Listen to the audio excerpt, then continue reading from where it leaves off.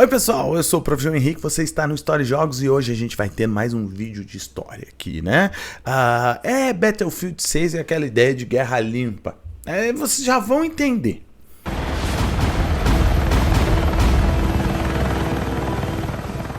Em 1994, estava eu lá indo numa locadora pegar uma fita de Super Nintendo e jogar Desert Strike.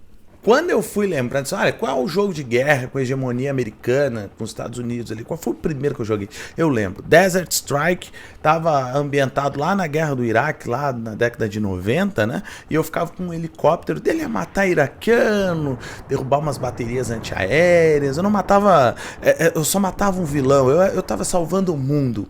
E essa era a ideia que o jogo passava para mim, né? No conflito Estados Unidos e Iraque, quem é o mocinho, quem é o bandido? Os americanos só pegavam pontos militares, não morria civis, não morria ninguém lá. Então essa ideia de guerra limpa, se eu for tentar me lembrar qual foi o primeiro jogo que me passou essa ideia, caramba, gente, Desert Strike era o jogo lá no Super Nintendo. Eu tô bem velho, só pra lembrar a minha idade. Mas os anos foram passando, outros jogos reproduziram essa ideia aí, né, de guerra limpa. E aí eu chego lá na casa do videogame tiozão fazer uma propaganda gratuita aí. Eu e meu filho fomos lá, tiramos foto, cara, é gente fina. E aí a gente comprou o Battlefield 6, né? E eu pude jogar e pude sentir a mesma coisa 30 anos depois. Mais 30 anos depois, né? 35 anos depois. Era essa ideia de guerra limpa. Gente, Battlefield é a mesma coisa. Então a gente vai fazer um vídeo porque a proposta do canal é trabalhar, né, essa crítica aos jogos aí também. Então a gente vai analisar um pouquinho essa ideia de Battlefield, guerra limpa, que é óbvio, gente. Todos os jogos grandes, né, produtos dessa indústria cultural, eles são feitos para consumo, não é para te ensinar nada, mas o canal tá? O jogo não tem essa obrigação, na verdade o jogo tem obrigações que é te manter sem expectativa e sem trauma. Desculpa, sempre com expectativa, mas sem trauma e sem muita emoção. Porque senão tu não vai consumir mais. Tu sempre tem que estar querendo comprar um joguinho. Então o jogo tem parte dessa ideia aí, né?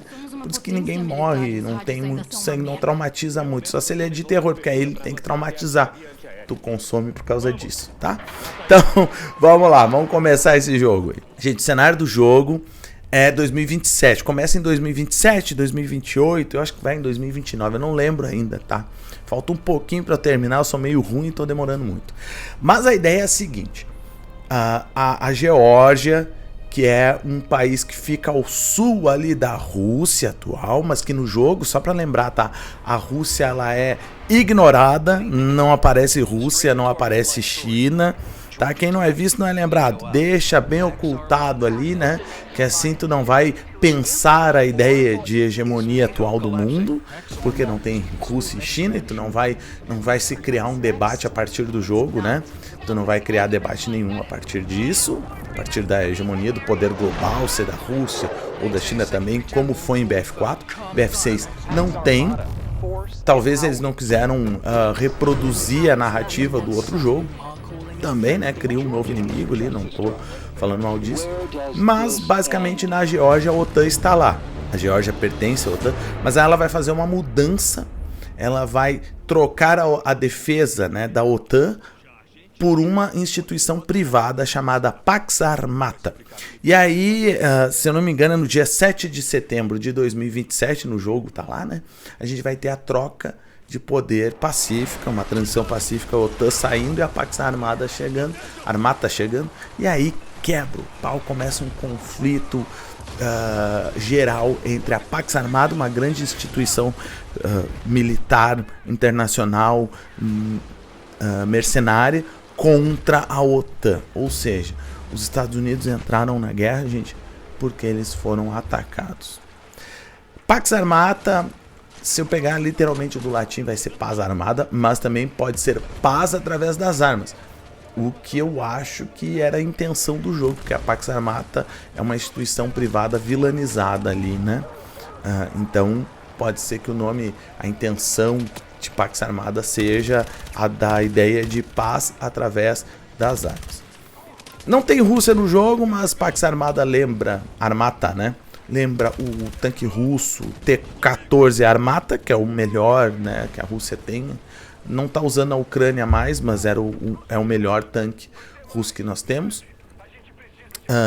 E também a ideia de grupo privado, armado, assim, né? Tu vai lembrar do grupo Wagner.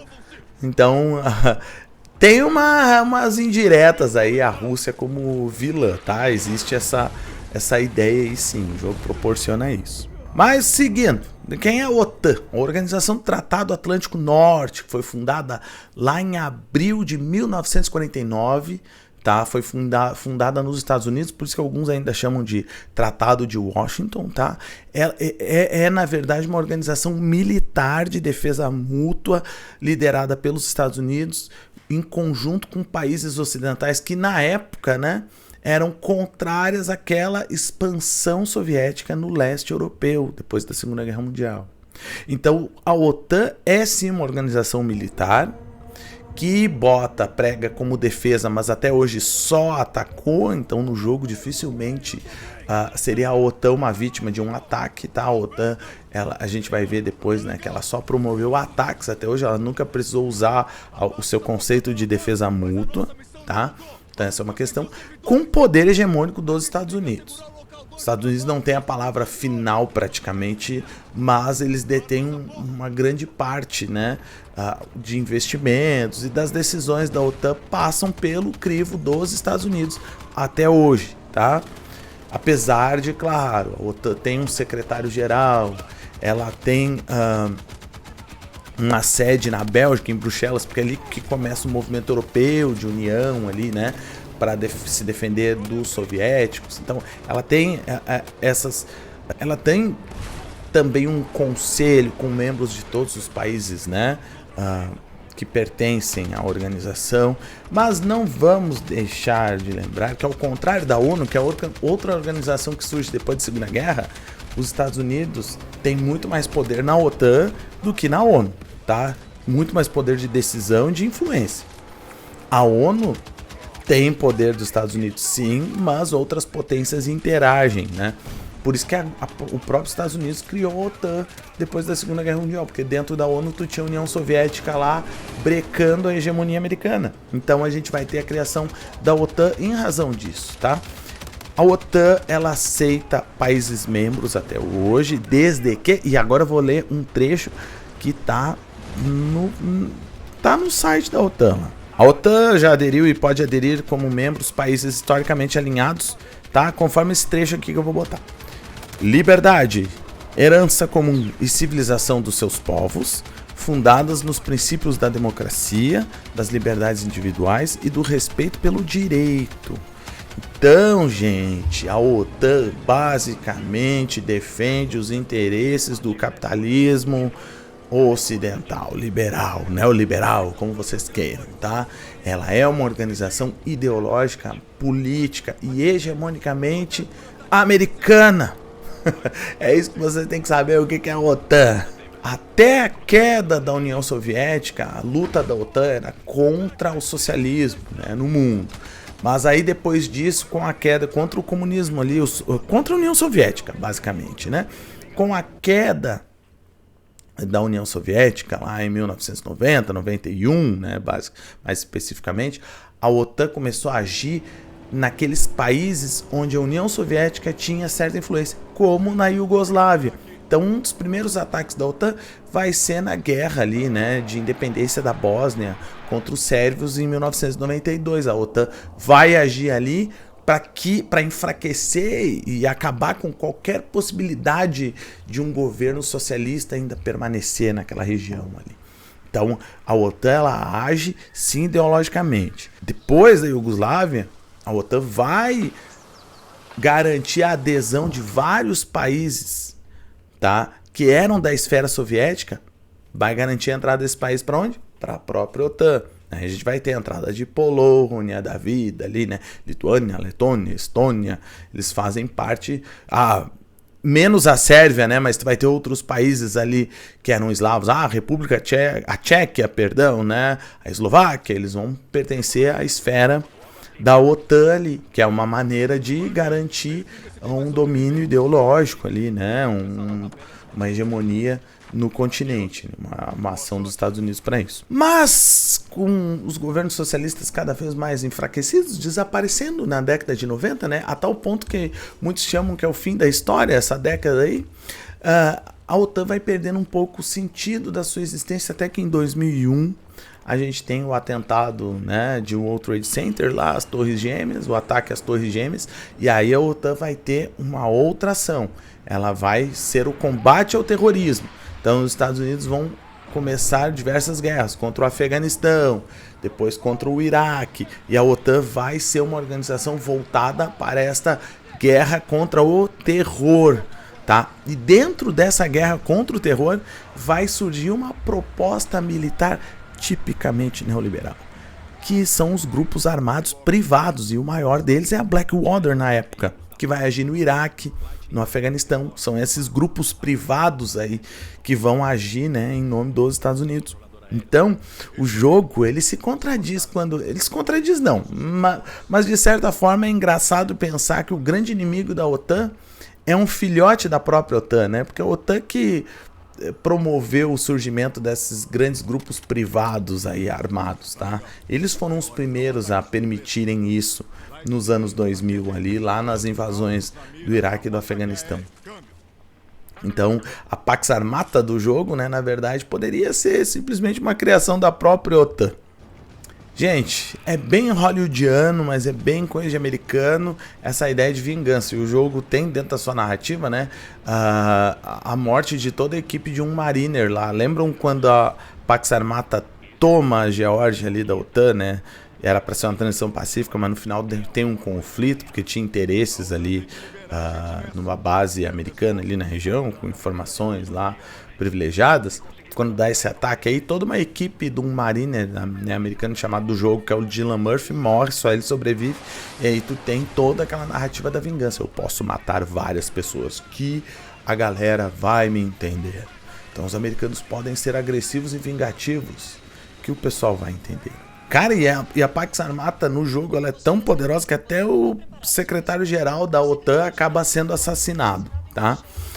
E outros países membros vão sair, França, Espanha e Itália, vão sair da OTAN daí, né? E vão ficar aliadas à Pax Armata. Isso é para aumentar a ideia de conflito ali, isso jamais aconteceria, mas tudo bem, né? Mas o jogo entra aí nessa narrativa. Tu vai fazer, tá? Isso é uma característica da própria ideia americana, né? Que a gente vai ter depois, ideia militar, doutrina militar americana, que são usar os grupos terrestres, né? Sempre são um forte apoio aéreo e grupo especial ali por terra, tá? Os drones não são usados muito no jogo, até porque senão vai estragar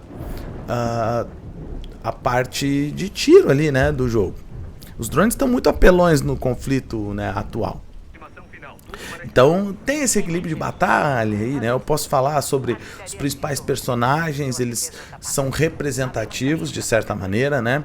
A gente tem, por exemplo, o Haas Carter, ele é um ex-jogador de futebol americano, na época dos estudos, é o americano, o homem branco forte, tá lá e destemido. O Murphy, né? O Dylan Murphy representa, né? Os negros americanos ali, aí tu vai ter a Gecko, se eu não me engano, que é a Espina, né? Que é a Simone Gecko Espina. Ela representa ali os latinos, e assim como Cliff Lopes, tá? Que também parece ser latino ali no jogo. Então eles mostram que dentro daquele grupo especial ali que eles têm, né? Existe uma certa representatividade, né? Entre alguns grupos populacionais ali, né, dos Estados Unidos, entre eles também de gênero, né, como a Gecko, que ela é a sniper do jogo, tá bom? Então, mas será que nos grupos mesmos, né, porque eles estão fazendo parte de um grupo dos Mariners, né, dos fuzileiros navais americanos, é uma divisão lá, que até a Dagger 13, né, o grupo deles ali. Será que dentro destes grupos aí existe mesmo essa representatividade? Será que é real mesmo? Será que dentro dos Mariners americanos eles são representados da mesma maneira? E aí vocês vão se surpreender, porque são, tá? Tem alguns dados ali que eu peguei, por exemplo, sobre representatividade dentro do grupo dos fuzileiros navais, tá?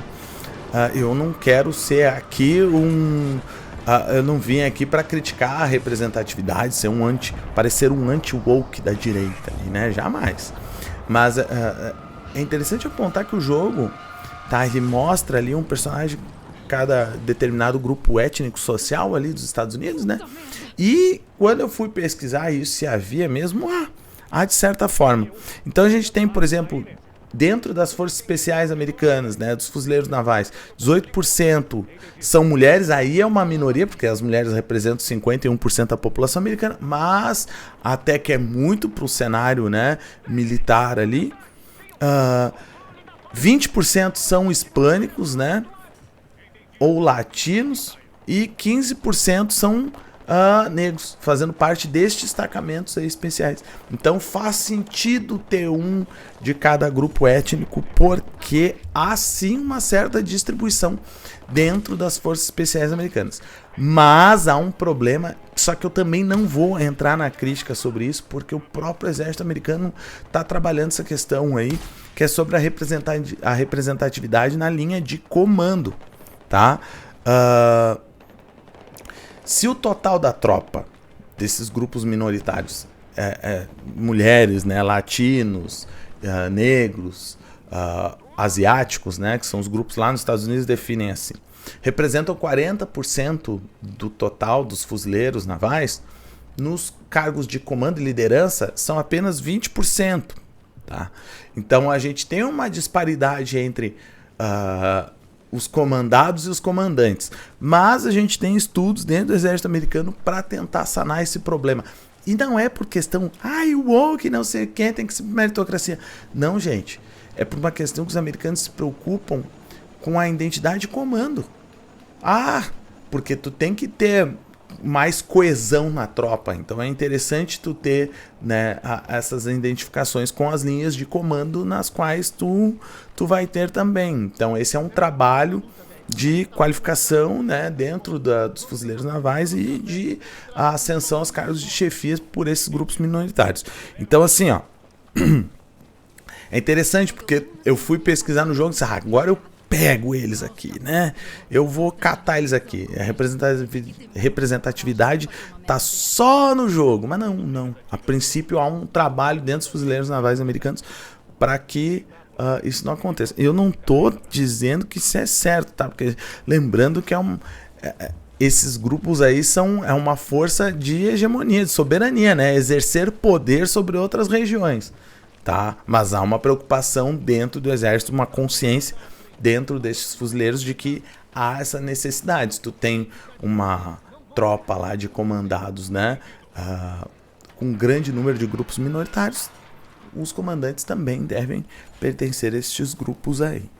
Por fim, gente, eu tô lá no Desert Strike matando todo mundo, eu voltei lá no jogo do Super Nintendo, tô nem aí. E parecia que não tinha sangue, não tinha nada. Cara, que guerra limpa, que coisa boa. E Battlefield passa a mesma impressão. Eu só derrubo prédio, mato, mas mato os soldados que tem que morrer. Eles estão lá pra lutar, não tem problema. E assim eu jogo horas. E a minha reflexão sobre guerra e conflito é zero. Muito zero. Não tá nem aí daí, né? Mas é proposital, gente. Na guerra do Vietnã, por exemplo, os americanos deixaram a imprensa chegar lá, pintar e bordar, e os caras revelaram toda a violência de uma guerra para o público americano, e o público americano foi extremamente contrário ao conflito e fez a guerra acabar e os Estados Unidos perderem. Então a opinião pública estadunidense, ela conta para uma guerra. Por isso que essa ideia de guerra com violência, morte civil, ela não pode transparecer de jeito nenhum, que nem um jogo. Para a população americana, eles não podem ver seus soldados morrendo, né, seus soldados matando civis, sendo agressivos demais, senão eles perdem apoio popular. E essa é uma questão que a guerra do Vietnã ensinou, né, aos americanos. E um dos primeiros caras a pensar isso foi um veterano da Guerra do Vietnã, um cidadão chamado Colin Powell. Ele vai ser ultra famoso, porque ele vai participar da Guerra do Iraque. Tá? Ele vai ser um general ali da Guerra do Iraque, se eu não me engano. Ele vai ser um conselheiro de segurança nacional durante a Guerra do Iraque. Na invasão do Panamá em 1987 ele já estava presente lá, né? E a sua doutrina militar era muito baseada na ideia de zero kill, ou seja, não deve morrer ninguém, a gente tem que agir com muita força. Primeiro tentar a diplomacia acima de tudo. Se a diplomacia não der certo, a gente faz um ataque forte para ter zero baixas, o mínimo possível de baixas e danos colaterais, tá? Então a ideia do Colin Powell é essa: o mais rápido possível, zero danos, a opinião pública fica ao nosso favor, porque a gente tentou tudo diplomaticamente antes, então tá, beleza. É essa a ideia e essa é a doutrina Powell. É uma doutrina que não é seguida à risca e não foi seguida à risca, mas que tem sim muita influência até hoje na política de guerra, né, dos Estados Unidos. O Colin Powell ele vai participar da Guerra do Iraque, daquelas operações Tempestade do Deserto, que eu vou botar alguns vídeos aí, que só apareceu umas luzinhas verdes. Tava dele a morrer militar, pessoas ali, mas tu só via aquelas luzinhas. Vida que segue, né? Não tem problema. Olha que legal, parece uma guerra do futuro. Aí tu enxergava os Estados Unidos como uma potência ultra dominante e imponente. Na Guerra do Iraque de 2003 foi a mesma coisa, tá? A mesma política. Dessa guerra altamente tecnológica e sem danos colaterais, né? Então a gente tem sim, tá, essa doutrina Powell presente nos governos Bush da década de 90, Clinton também, né? Porque ele tá lá quando os Estados Unidos, se não me engano, tá no Sudão ali, né? Interferindo no Bush 2, no Bush filho, né? Depois com as guerras do Iraque e do Afeganistão e por aí adiante. Todas as operações americanas, elas são aéreas, tá? Com tropas especiais ali em solo e sempre buscando o mínimo possível, né, de dano colateral às suas tropas para não influenciar a opinião pública. E o jogo é igual.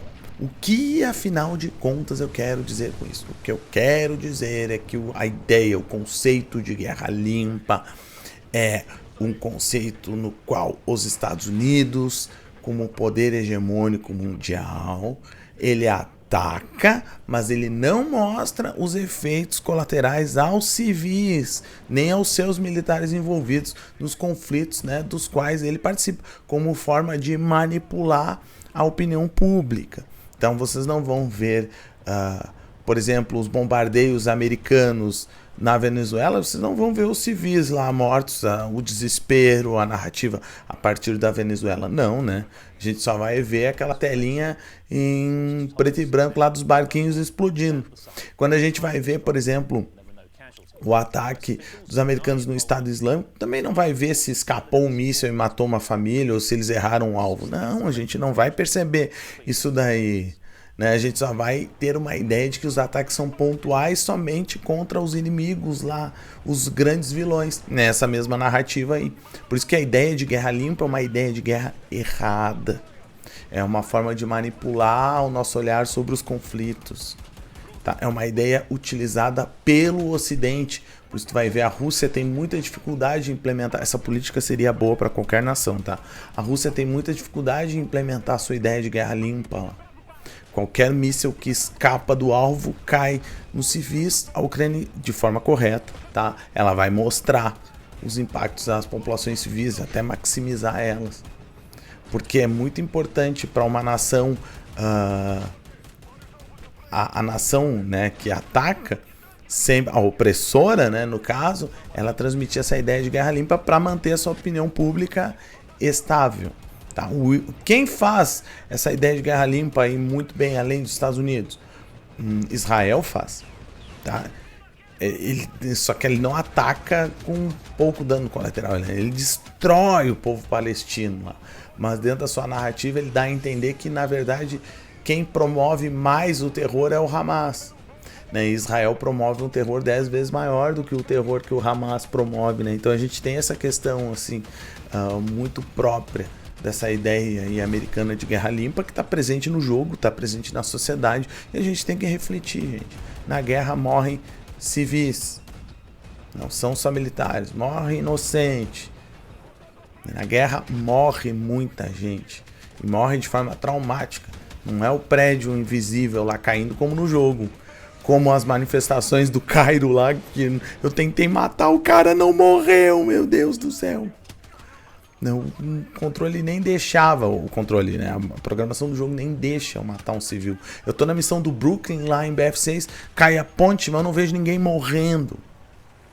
Porque essa é a ideia de guerra limpa, que tem que ser transmitida, retransmitida, né?